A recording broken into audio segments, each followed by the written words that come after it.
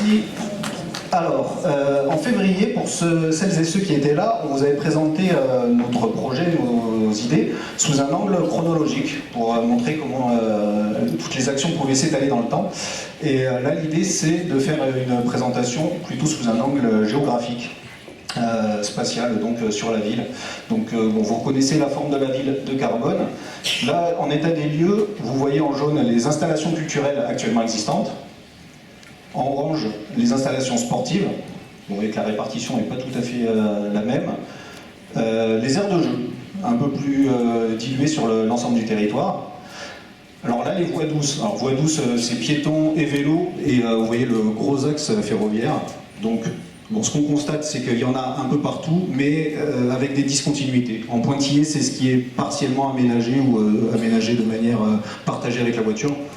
Et l'axe ferroviaire, ce qui est important, c'est de le mettre en perspective avec le projet baptisé SERM, donc Service Express Régional Métropolitain, en lien avec la métropole, la région, les départements, qui projette un service de type RER à l'horizon 2040. Alors ça nous projette très très loin, néanmoins il faut que la ville se prépare à accueillir ce type de service. Est-ce que ça va modifier en termes de comportement, puisque on peut imaginer que l'influence de la métropole sera d'autant plus criante. Et ça, c'est quelque chose qui se travaille à l'échelle de la communauté de communes, et c'est très très important. En bleu, le potentiel, ça c'est les éléments, les zones, terrains, le foncier, les bâtiments qui appartiennent à la mairie et qui ne sont pas exploités ou qui sont exploitables et sur lesquels il pourrait se passer des choses. Donc vous reconnaissez en haut la zone Millet où on projette, enfin où certains projettent un gymnase. Là, je ne sais pas si vous voyez, voilà, là, qui est en face de la gendarmerie, où il y a une zone de foncier à proximité de la gare. Là, ça pourrait être une zone également stratégique. Voilà, il y a le logis 2, voilà, il y a des bâtiments libres en zone centre-ville. Voilà, ça montre qu'il y a du potentiel, pas forcément aux endroits où il y a des aménagements actuellement. Et enfin, ce qu'on a identifié, c'est les manques. En fait, c'est des trous, enfin, ça se voyait, mais là, on a clairement mis, ça représente un peu les quartiers qu'on avait identifiés sur notre programme 8 pages. C'est là où il n'y a pas d'aménagement. Donc là, on projette, ça a été évoqué tout à l'heure, des aménagements. Alors ça ne va pas être un gouffre financier, hein. On parle de tables de pique-nique, de tables de ping-pong, de zones de pétanque, des panneaux d'affichage, des petits équipements sportifs, voilà, qui ne vont pas ruiner la commune, mais qui peuvent aider à recréer du lien social, des lieux de vie et des lieux d'activité en fait à proximité. On parle souvent de la ville du quart d'heure, alors on pourrait même être dans la ville du 5 minutes ou à 5 minutes à pied de chaque habitat, il y aurait un lieu de vie et de partage.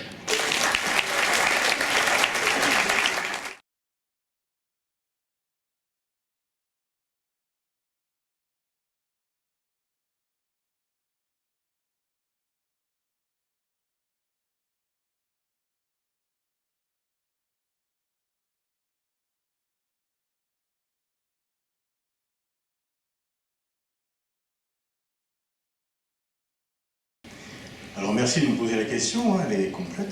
Alors il y a 3 axes, mais pas que. Je ne vais pas suffisamment de temps, mais ça va être incomplet forcément.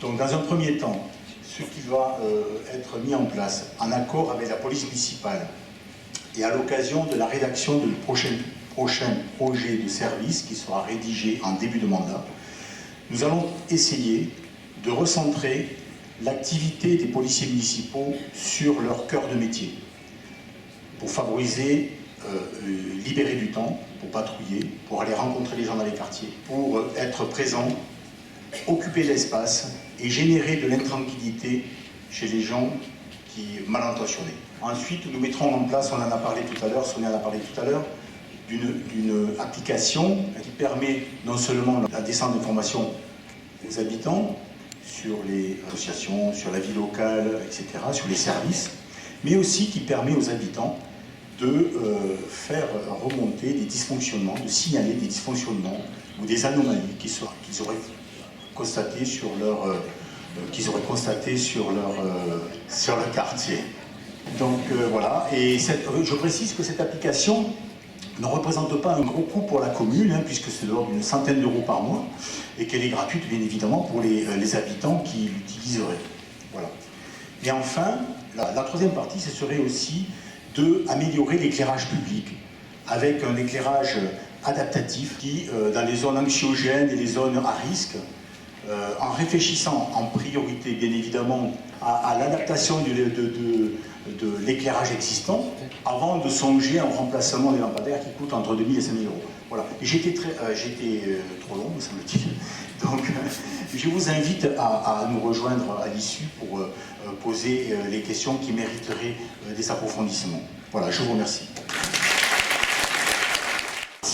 Certains carbonés nous ont fait remonter l'état des trottoirs, donc notamment l'herbe qui est trop haute, qui pousse, les déjections canines et les poubelles qui débordent. Donc qu'est-ce qu'il est prévu de faire pour avoir une ville propre? Merci de cette question. Agnès Cobé. Alors la réponse simpliste, ça serait de dire il n'y a qu'à nettoyer plus. Sauf que le temps des agents municipaux, il n'est pas extensible non plus. Mais par contre, avec une bonne organisation, avec des moyens adaptés et aussi avec un engagement collectif, on peut arriver à trouver des solutions. Alors quand on parle de l'herbe qui pousse sur les trottoirs, évidemment, l'interdiction des herbicides rend les choses un peu plus difficiles. Quand on passe un herbicide, on est tranquille pour quelques semaines, voire quelques mois. Quand on passe le rotophile, l'herbe, elle recommence à pousser tout de suite. Hein. Donc avec les agents municipaux, par contre, on peut essayer d'étudier les moments où le désherbage se fait, de façon à ce que ça soit efficient et que ça dure un petit peu plus longtemps, ou les moyens qui sont employés, de façon à ce qu'on n'ait pas l'impression d'avoir en permanence des herbes sur les trottoirs. Concernant les déchets, donc c'est du ressort de la communauté de communes, et bien sûr on va travailler avec la communauté de communes pour envisager des moyens d'éviter qu'on a constaté effectivement des conteneurs qui débordent dans certains endroits. Donc est-ce qu'il faut plus de conteneurs? Est-ce qu'il faut un ramassage plus régulier?